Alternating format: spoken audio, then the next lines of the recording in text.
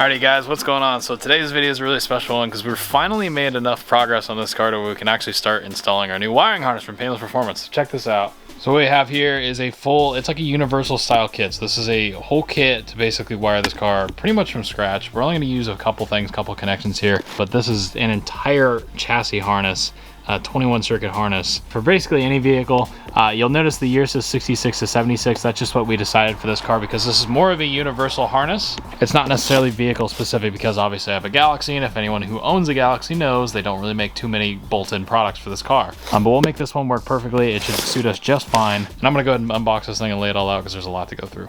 Alrighty, so this is probably, like I said, like the last thing that needs to be done to get the car running so we can take it to paint. And I got a helicopter. So this is the last thing that really needs to get done to get the car running. Obviously we need power to everything to make it run, and once it runs, then we can make sure everything's functional in the car. I can send it out to get painted, and then it comes back for final assembly. So this thing is, there's a lot going on here. Alright, so the one thing I can tell right away is there is a lot to go through. This is about, oh gosh, it's probably a 30-page printed instruction manual kind of on how everything works, so I got to run through it and kind of freshen up my own memory, make sure I'm doing this right.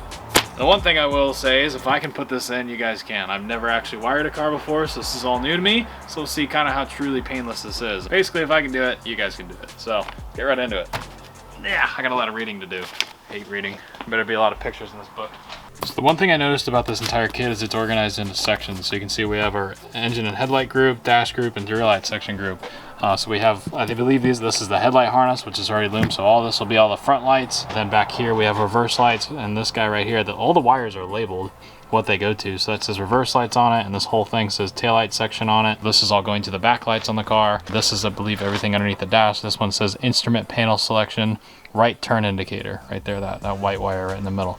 So this is all of our dash switches and wiring, and we kind of work our way over to here, and this is the entire engine harness. So this says engine section right there. So that says an engine section, so this is our entire engine harness. So everything is kind of grouped and already pre-cut to length basically, so we'll just have to run it to where it needs to go, cut the access off. It's actually pretty straightforward. So I'm just getting into the introduction of this thing. There's about 8 sections. It pretty much will run me through everything that I need to know, gives me all the diagrams if I forgot, and this should actually go pretty straightforward, so let's get into it. Alright, so the first thing I'm going to go ahead and do is work on replacing the existing fuse block with our new one.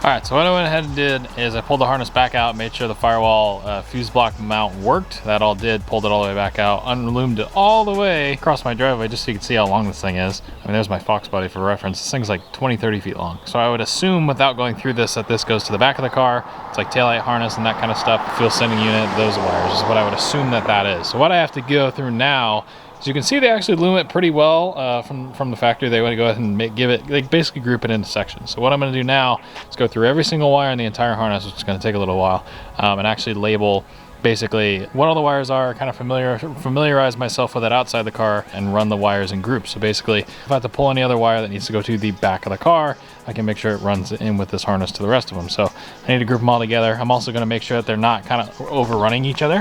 So you can see they're kind of going, you know, kind of wiggling their way through as they go. They're not straight, so I want to make sure everything's nice and straight and loomed, so I'm gonna do that now.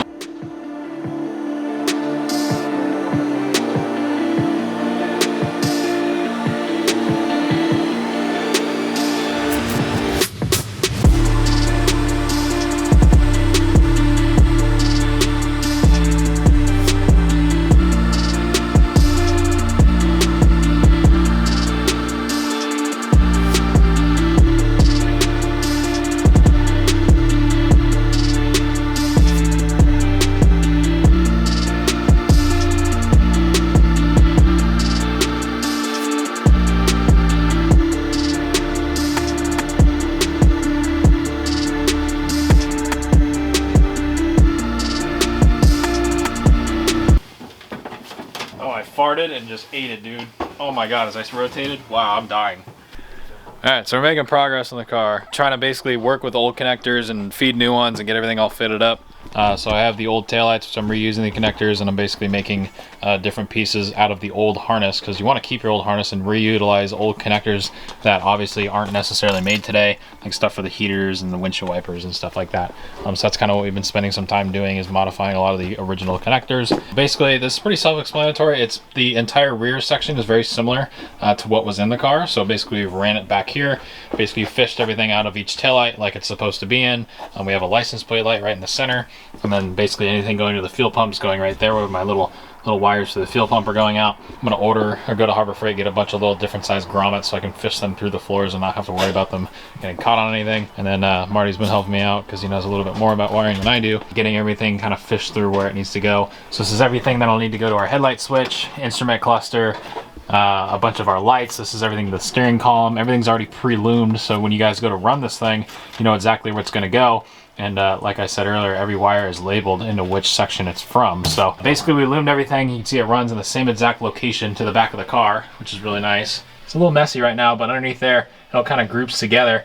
It goes through the firewall to the engine bay section, which we took the hood off, so it's a little bit easier to work with. But basically everything will come out. That side's kind of done, that side's not. Yeah, so it comes out of the firewall, we split it to where everything that goes to the engine and brake side just kind of is over here. It's a little messy right now, but this is all the engine stuff. And then we have everything loomed to where it'll go basically behind the hood bracket. So when it's all in black loom, you won't actually see any of this. It's going to run across that passenger fender side, drop down for our starting solenoid right there, and then our battery box over right here. I decided to keep the battery up here just for simplicity instead of running everything and lengthening everything to the back of the car. It's just a little bit easier. And you can see it just kind of tucks back there. Our headlight wires go through the core support on that side. Everything drops down and then basically runs across our core support over to this side and then over to the other side of the headlights. So it's actually pretty simple, a little bit overwhelming at first, but when they give you the instructions, if you guys are curious about anything, every single wire specifically has a code number. You could look at that number and it basically tells you where the wire starts, which this is actually probably my favorite part. It tells you where it starts and it basically tells you where it ends, tells you where to connect it to. So that's been super helpful through this entire process. So having this actual like 30+ page instruction manual has been very, very helpful. So yeah.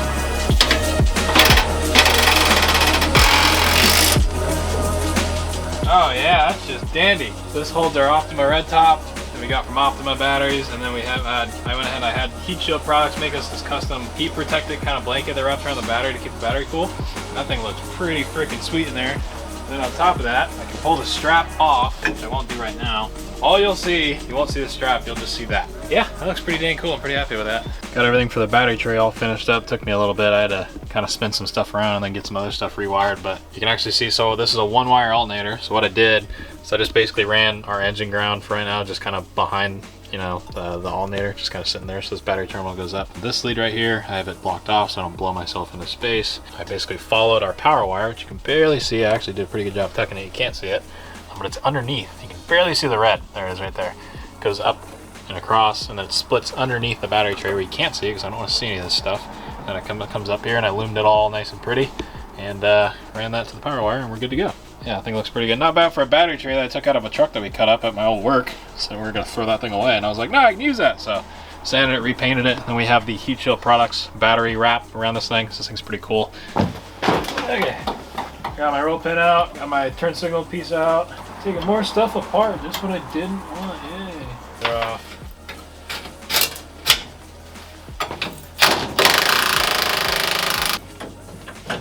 This is the part. I have to make sure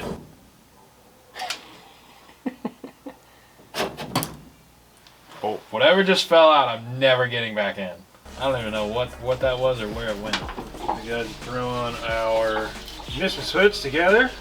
We have a switched on ignition power and then our accessory power, which if you don't have a separate post and you have a super early ignition switch like I do, you got to run them together.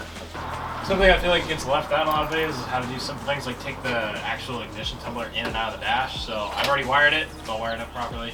Everything's all heat shrink the way I want it. So now basically to put it back in the dash, you have to have the tumbler out of it. So you got to take the key out, you'll push, the dash is keyed to accept the actual tumbler. So you got to push it in, turn it, push that in, it locks into place. And you turn the whole tumbler.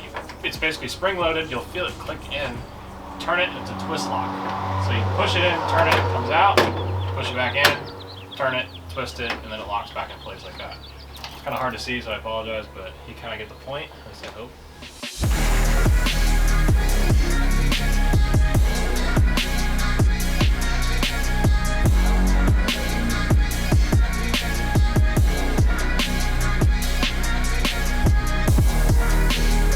What's going on here? We're doing the headlight wiring harness now. The other one was, I mean, it worked, but I could tell everything was very old and dry rotted. So basically what we're doing, I'm gonna change it up just a little bit for my car because we're going through all this effort. So normally what we found out after a bunch of time of us looking at old videos, because I filmed all this stuff before, so I knew, trying to figure out what was marker lights, park lights, what lights were on at certain positions. So basically when you're driving this car around, you have your park lights on the bottom on the bumper when you just turn your first headlight part circuit on. And then you go to your low beams, headlights turn on, these outer ones, park lights turn off. And then when you go high beams, you have all four across the bottom, still no bumper lights. So basically what I'm gonna do, park lights will stay the same on the bumper. They'll be on when the headlights are off. Headlights are on, they'll shut off. And then basically what I'm gonna do is I'm gonna have 4 headlights on at once.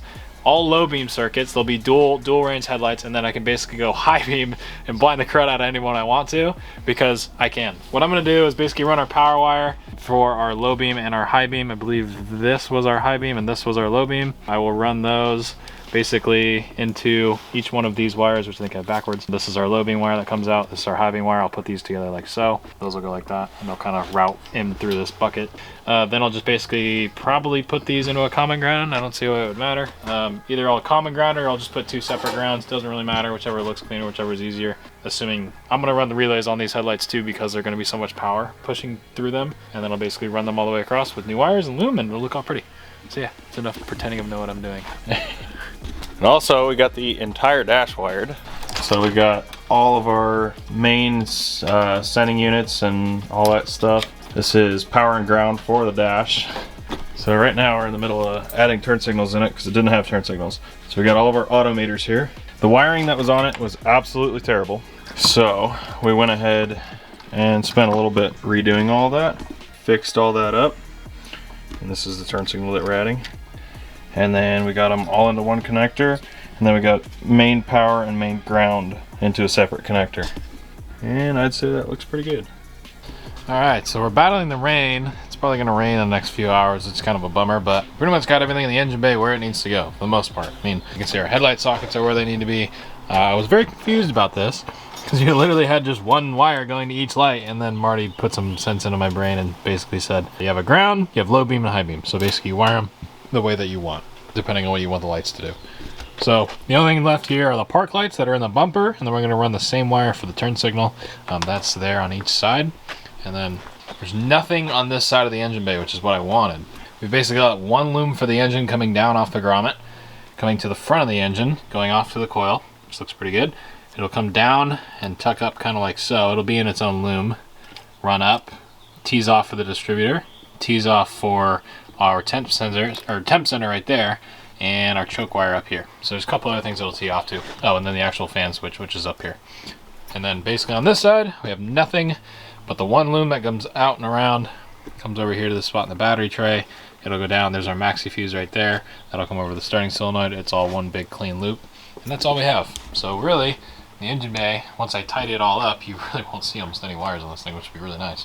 You'll literally just have 2 visible looms, one right here and then one going over there. That's it. So that's the way I wanted it. Coming to the inside of the car, something we still got to do. That's probably what we're going to do most of today until the rest of my parts show up. So I gotta finish up the steering column, get it back together. I have a new actual like column shift collar piece. This is the plug that Marty put in for the gauges. It's all ready to go. These are for, I think, main power and main ground, I think is what this is. Can't remember actually. Oh no, these are turn circles, never mind. Oh, we have radio wires we need to figure out, heater, windshield wiper, that kind of stuff. You can see most of the stuff is actually pretty much in there. We just gotta clean it all up and make it actually look good. And then I did our high beam one, which is basically the exact same 3 wires that you would take off when you take it apart. I gotta do the steering column once I get it back together. I'll basically take these 2 and use the old one and all the pigtails off of it and wire it to the new wires. And then the only thing left in the entire car is we have to extend a fuel pump wire back to the fuel pump pigtails, which are sitting right there, so we can actually get a fuel pump. I don't know if Marty showed you guys, but we do have a primer now.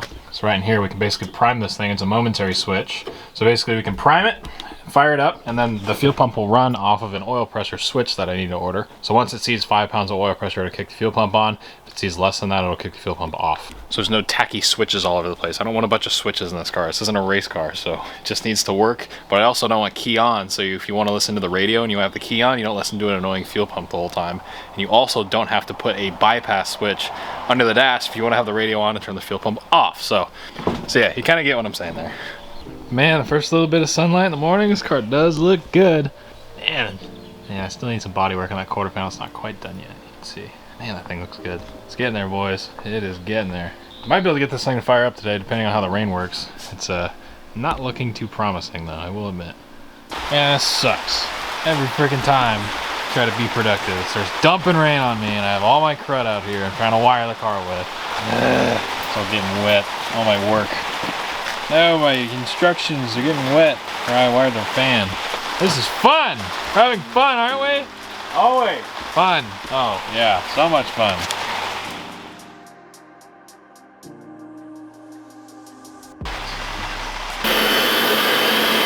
I have no idea what I'm doing. What? So I have no idea what I'm doing. Well, that makes 2 of us. Alright, well, in case you're wondering why it takes me so long to finish videos sometimes, it's stuff like this that makes stuff takes forever. But I just want you guys to know we're trying. If this doesn't show it, I don't know what will. It is, the camera doesn't like I could try to change the exposure, maybe you could see more of the rain.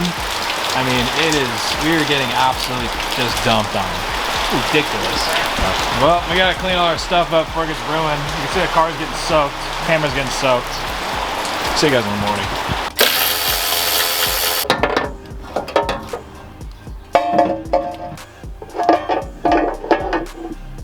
Alright guys, so I'm gonna give you an update. This has kind of been a long process of going in and out, making sure everything's gonna work. The biggest thing is we wanted to make sure everything looks good. So Marty spent a bunch of time, and as well as me, going through the engine bay on this car. So you can see a lot has changed just in the short clips that you guys have seen. So basically everything on the engine bay is wired. So like I said earlier, the only thing you're gonna see is this loom that comes across here and what goes just down the valve cover on the motor. So that's basically everything for our coil, as well as our switch for the fans. This is what kicks the fans on once the thermostat opens. That's just our water neck, and then you can actually see our temp gauge ran in there. And then we have a choke wire goes up like so. So everything's actually super clean. I'm really happy with the way it came out. Everything's just kind of being mocked up right now. But we do have power to the key. Everything's hooked up. We didn't blow our 70 amp fuse right out of the gate, which is good. So we knew we hooked everything up right. And you can see we actually loomed everything down under the radiator. And actually, let's see, you can't see it because that battery's just thrown there. But we have grommets, drilled holes, and put grommets on this stuff, so it actually goes perfectly underneath where the radiator and everything goes. Again, I can see right down in there. So you can kind of see what we did there. You can kind of see, then these are the relays for the fans. Everything's kind of going over main power in here. Everything's tucked underneath the battery tray, so you can actually see, well, you can't. It's really hard to show this, which I guess is a good thing, but there's a bunch of wires that go onto that loom and then come out here, and this is all you see. So I wanted everything to be super clean and tidy. I'm really picky with my engine bays, so I want this thing to be nice, but I'm very happy with the way this came out. I still need to put a hose clamp right here. I totally forgot about that. Well, it's all right. As you can see, there's no radiator, so we're not gonna really wire it for that or run it for that long. There's no fuel line either, but we're just gonna see if everything works. So yeah, so we're gonna see if it'll light off. So you have power to the key. Yeah, we have power to the key, which zeroes out the gauges. Yep, and then so you have everything out. The headlight circuits works too. Yeah, these 2 bulbs are dead, so don't mind those. Yeah, but we're just testing everything. Push our little primer. I don't know if we showed that. Oh, yeah, so the fuel pump goes through a relay through the Painless harness, which was nice of them to include. Yeah. And basically we wired the fuel pump so that it would be oil pressure activated with a pressure safety switch. Yes. So basically, until the motor builds oil pressure, it will not turn the fuel pump on. Yeah. Which is a good thing. It's the same thing I have in my Mustang. But on this car, we decided that we wanted a primer. So you turn the key on, hit the primer, you have a fuel pump. And it will not work with the key off. And it will not do anything with the key off. Yeah. So down here, that's what's on this side. So basically you have our gauge. So that's the gauge. And then that's the switch. So I'll leave a part number if I can find it to what that is. Basically, once it sees 5 pounds of oil pressure, it basically completes the circuit, and it's basically power in, power out, right? So yeah, it's power in, power out. It's a normally open circuit. So as soon as it sees oil pressure, it closes the circuit and connects the two. Got it. So, and then basically out the back, we have all our wires. All our lights aren't finished yet, but we're just trying to make sure everything works. So that's our wire that we teed off to our fuel pump, which hangs down below. I doubt I'll be able to show it because of how low the car is, but it's just a Holley Blue Label electronic pump, but it does work. So what I'm gonna do, just to kind of make myself feel happy after all this work, because we literally were doing this in the rain, which was a massive pain. Don't recommend wiring a car in the rain. Is I'm gonna go ahead and pull the air cleaner. I'm gonna spray just a little bit of something flammable down the throttle body and see if it lights off, because that'll tell us our ignition system works. And then from there, we can go ahead and finish everything.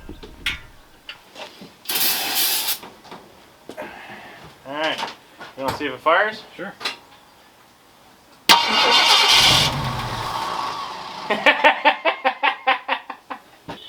We can wire stuff. We can build stuff. Give her some more.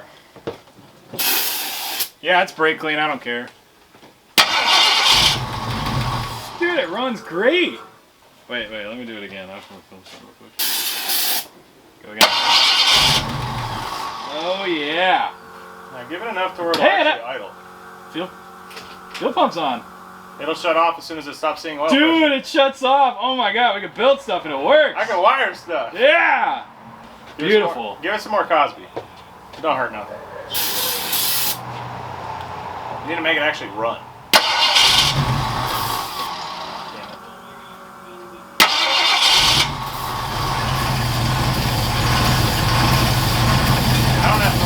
By the way, you do. Yep, it works. Dude, that thing runs like a freaking sewing machine. Oh yeah. Nice. That's how you wire stuff. Hell yeah. Nice. We kind of semi-professionally know what we're doing. Oh yeah, look at that. And I use brake clean. That ought to make people mad. Ah, screw the haters. Dude, it's like equivalent to 150 octane. It's fine. Yeah, exactly. It's race beautiful. Absolutely beautiful. We're gonna put gas in it for the first time. So if you ever haven't seen the fuel door I made, it's got a billet cap on it. I unthread it, and looks like that. It's pretty kind of cool. It looks like a jet, fighter jet thing, race car deal. I've never put a fuel in it, so if you're curious if it works or if it sucks, I'll tell you right now. This gas can's really freaking old and it's dumping fuel nice. Okay. Should probably check, make sure I'm not dumping it all over the floor. Probably gonna go refill this thing and just so it has more than 3 gallons in it. But it looks like it works pretty good, so that's cool. I actually built something that works. That's satisfying, I guess. Would you look at that? And you didn't get fuel all over the primer. Wow. A drop. That is fancy. Nice. And then, so when you're done with it, I'll take this, pull it. Take your shiny billet cap and pop it back on there. This is a little tricky. Trying not to drop this thing is like the most nerve-wracking thing ever. Screw it in flush until you can't no more. Take your tool. Get it to the 9 o'clock position, which is kind of a pain. 12 o'clock because it's cold out. And there you go, done. About that. All right, so I'm gonna give you a little tip. So this is a just generic McMaster-Carr, McMaster-Carr just hose clamp, or not hose clamp, hose isolator, basically whatever you want to call it. It doesn't really look that great. It's got this weird like polish center and it's got rubber ends on the end of it. So I don't like the way that looks. Kind of looks a little tacky, especially when I'm trying to black out most of this engine bay. So you don't want this, so pull this rubber piece off. Basically what I'll do is I'll pull this guy off, shove it through one side, ditch this. So get rid of the rubber piece, we don't need it. And then we'll just left with basically a regular isolator. So what we're gonna do now is I just have regular heat shrink. I'm gonna slip this thing over. I need to cut it to length. And then once you spend the next like 20 minutes feeding it over, it looks something like that. Take a heat gun. And then after that, you got a nice one that looks a little bit cleaner. Well, I bent it a little weird, but you can kind of see. Now it's all rubberized. I know they make these, I just don't have them. But if you don't, I'll tell you how to make it into one that's a little bit nicer. So now I can kind of round this thing off, slip my ear loop through it. I'm gonna go ahead and throw it on the car. I'll show you guys what it looks like.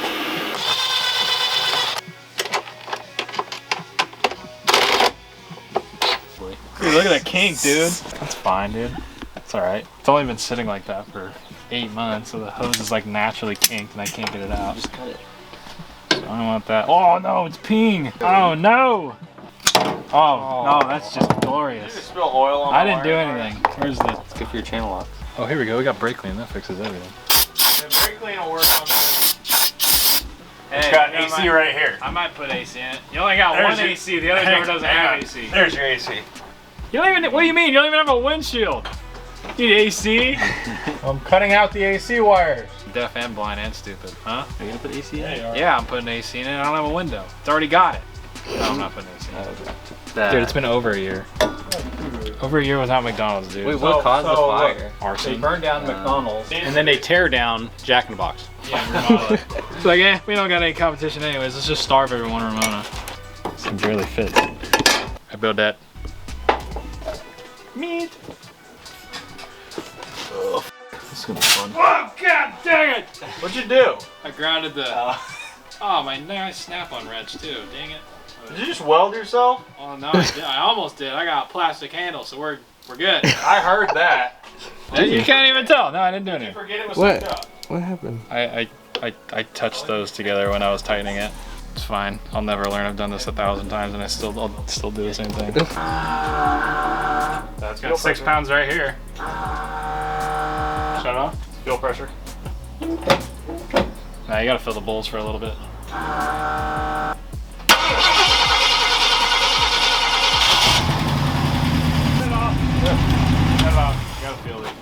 Already? Yeah. I did an oopsie. That hurt a lot. It's fine. It's a battle scar. Alright, test it again. I think I fixed it. Oh, no, keep going. Tell me the second my car's down here. He's gonna cut it into the Well, it's not really that bad, but it definitely comes out.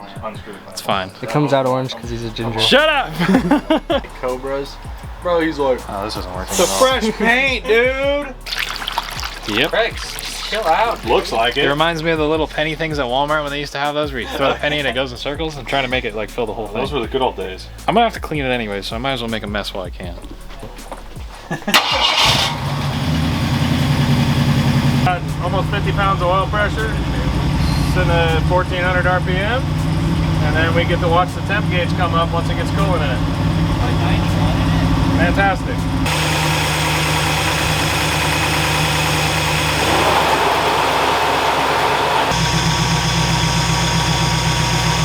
Alright, now for the real test, I'm gonna go to put the cap back on. I'm gonna have it shut it off, start it back up, make sure everything still works.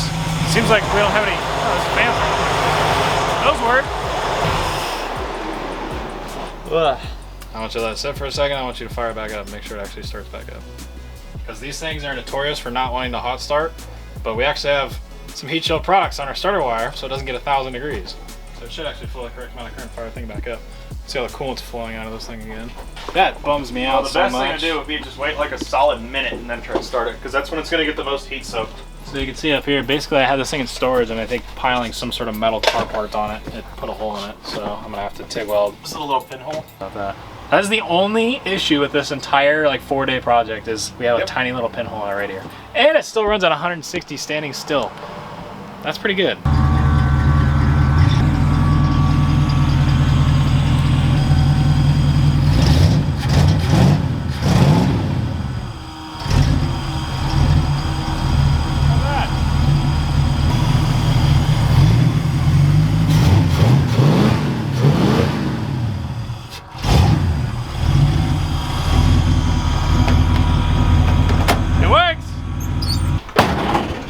Look at that.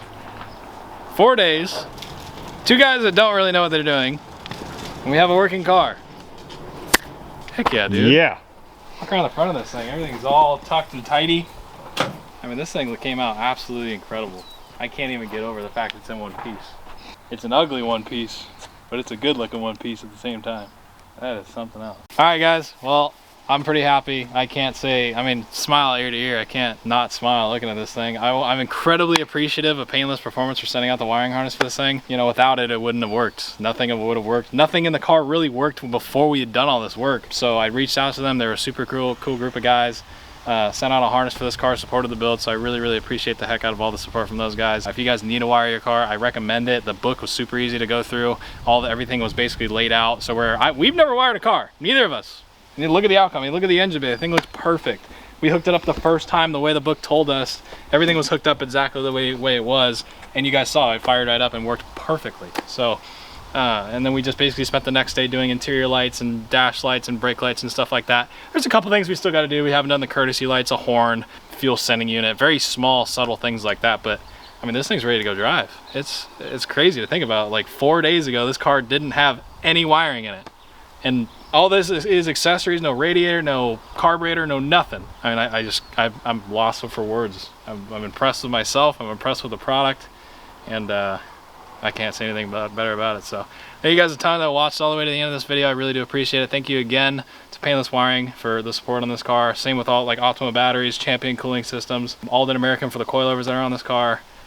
We're gonna go drive in the next video, right, Marty? Yep. So Auto Metal Direct for the quarter panels on the back of this car. The upper deck panels from Auto Metal Direct. The whole trunk of this car is Auto Metal Direct. Same with the car behind me. Yeah. So we're gonna go drive this in the next video. Stay tuned for that. Like the video if you did enjoy. See you guys next video. Bye, guys.